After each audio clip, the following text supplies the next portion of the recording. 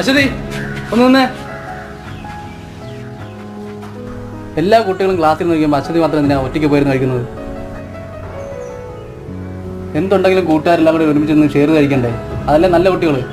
ഇതൊന്നും വീട്ടിൽ നിന്ന് ആരും പറഞ്ഞു തരാറില്ലേ? ഇതിനകത്ത് വല്ല പിസയോ ബർഗറാണോ ഇങ്ങനെ ഒളിച്ചിരുന്ന് കഴിക്കാനായിട്ട്? ഞാൻ നോക്കട്ടെ.